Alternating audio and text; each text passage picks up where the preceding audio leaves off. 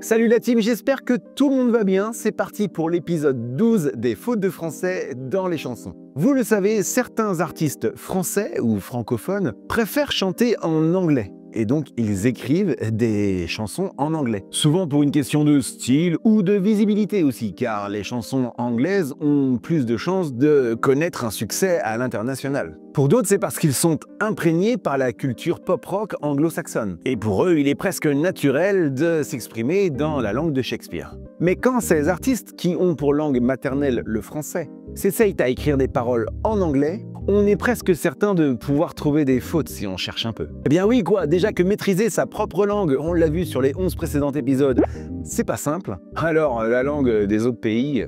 Et en effet, en cherchant un peu, j'ai trouvé quelques exemples de chansons anglaises écrites par des Français. Et on commence d'ailleurs avec le Lyonnais Woodkid, avec son morceau Iron, sorti en 2013, dans lequel on peut entendre ceci. I can't remind your eyes. Ici, il a voulu dire « je n'arrive pas à me souvenir de tes yeux ». Sauf que ici, l'emploi du verbe remind ne correspond pas. Woodkid aurait dû utiliser des verbes du souvenir, comme recall ou remember, parce que le verbe remind est utilisé dans le sens de rappeler quelque chose à quelqu'un. Remind me to do this. Rappelle-moi de faire ça. Il aurait dû chanter I can't remember your eyes, par exemple. On continue avec Sébastien Tellier, qui sort en 2008 le morceau Look. Écoutez.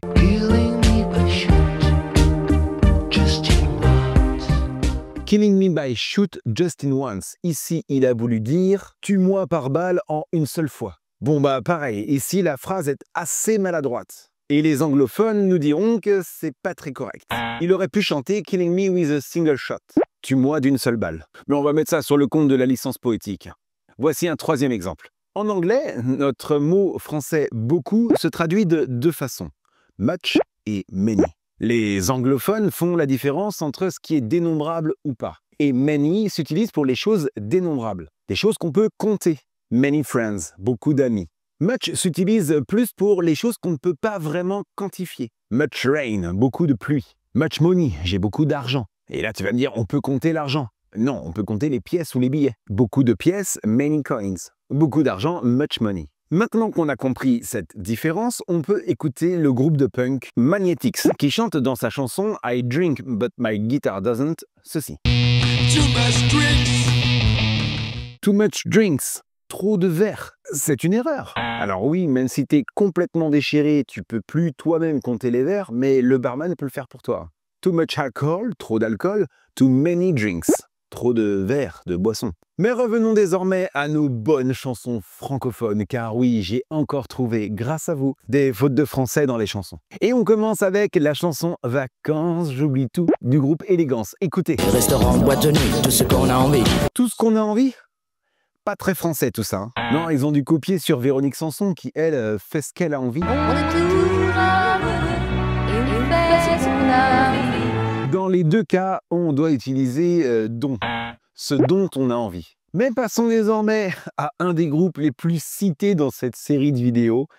Je parle du groupe Indochine. Alors eux, ils en sont loin d'être à leur première faute de français insérée dans leur chanson. Encore un exemple d'ailleurs avec le titre « Sana sur la croix ». Grosse faute, hein. Normalement, tu devrais la repérer tout de suite. Écoute. Ce n'est pas moi qui te crucifiera. Ce n'est pas moi qui te crucifiera. Non mais là c'est niveau CM1 ou CM2 je crois. Première personne future d'un verbe du premier groupe. Je crois même qu'on apprend ça en CE1. Bien sûr ils auraient dû chanter « Ce n'est pas moi qui te crucifierai ».